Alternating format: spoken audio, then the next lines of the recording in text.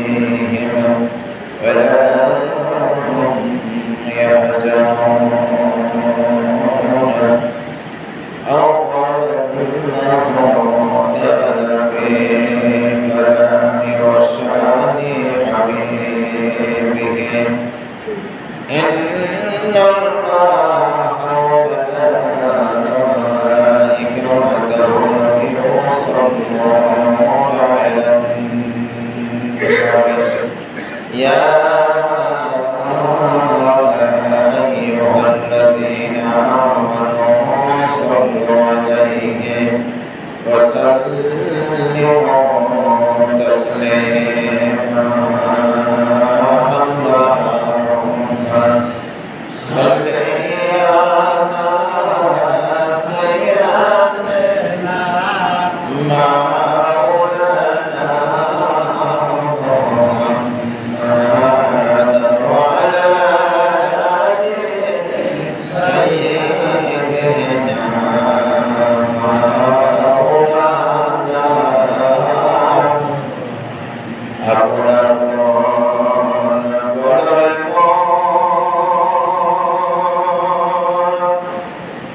কেউ তো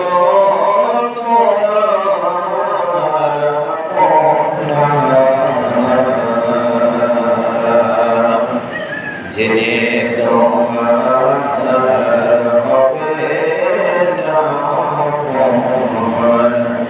শুয়ে আছেন মদিনা সাল্লি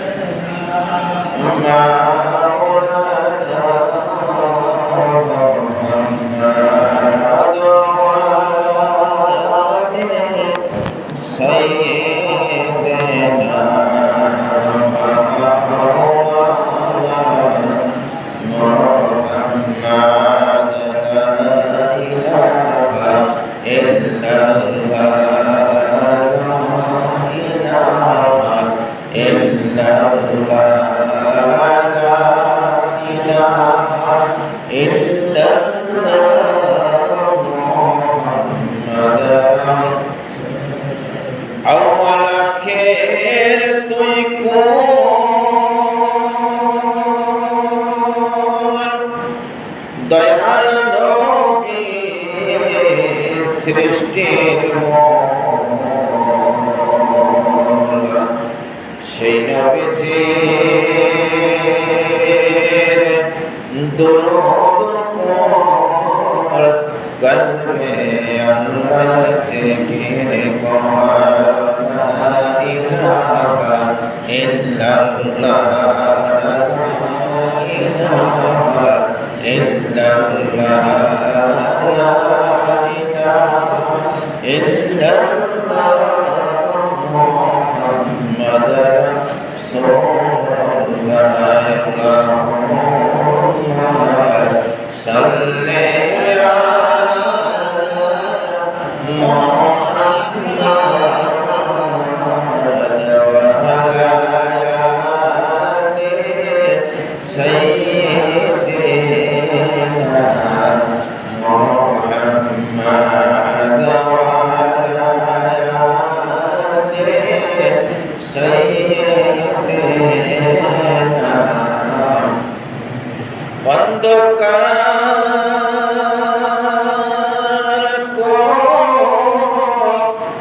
কবরে যে দিন আমায় রাখিবে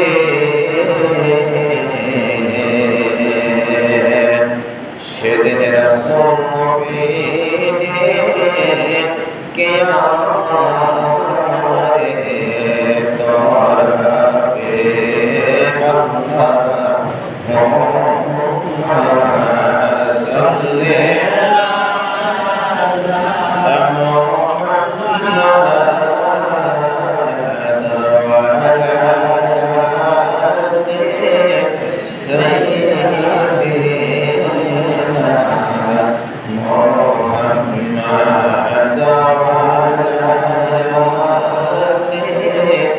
سيدنا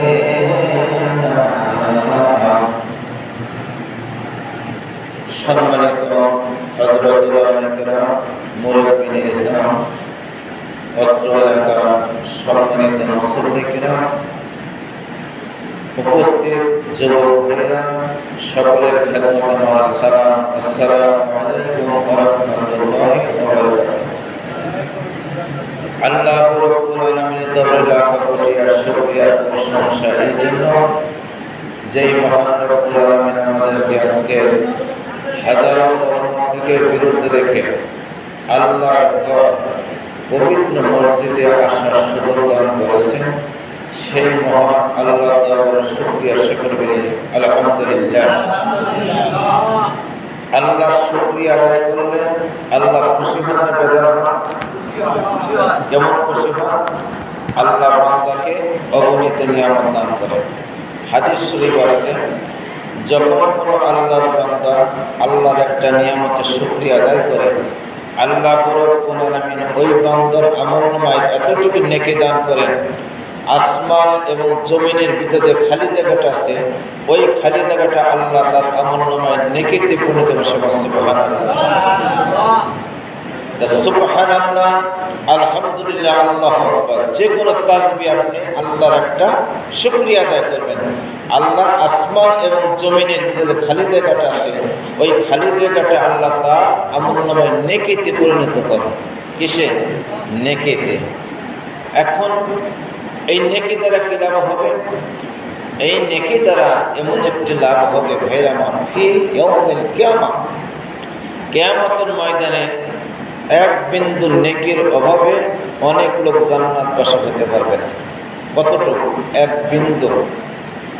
দেখা গেছে এক বিন্দু নেকি তার শর্ট আছে, তার অভাব আছে, ওই ব্যক্তি জান্নাতের সার্টিফিকেট তার নসিব হইতেছে না।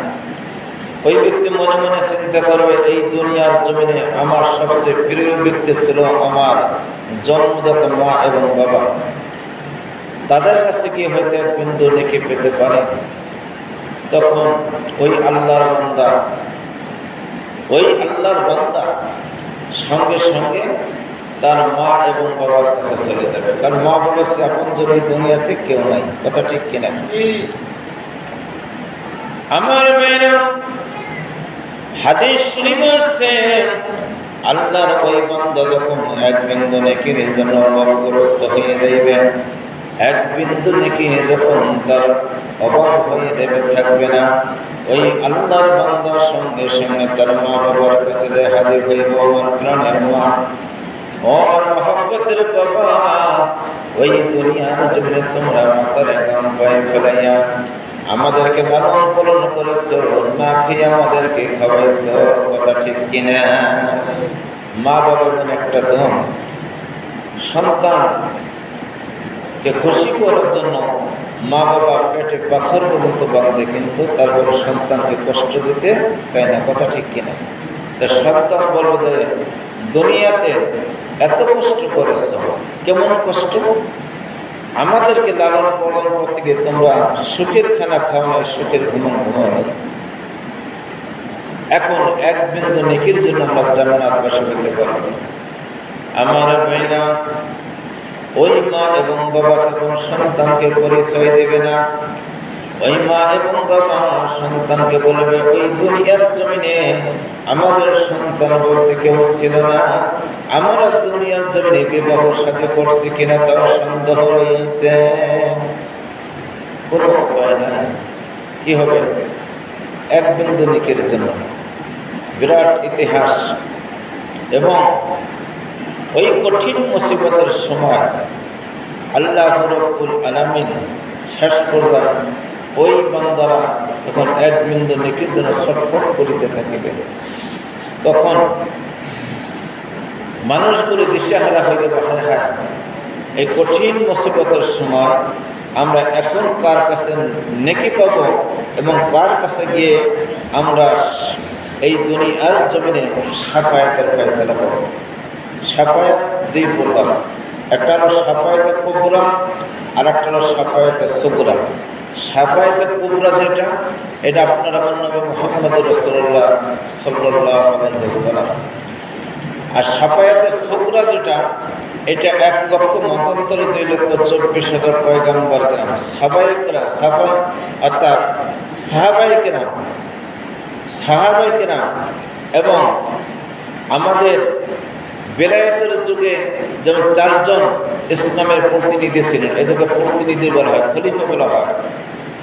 সিদ্দিক আকবর, আবু বকর, ওমর বিন খাত্তাব, ওসমান বিন জিন্নুরাইন, শেরে খোদা আলী রাদিয়াল্লাহু তাআলা আনহু, পর্যায়ক্রমে তাবিঈন, তাবেঈন, আইম্মায়ে মুস্তাবিন এবং কামিল মুকাম্মিল ওলি আল্লাহ, এরা হবে শাফায়াতে সুগরার মালিক।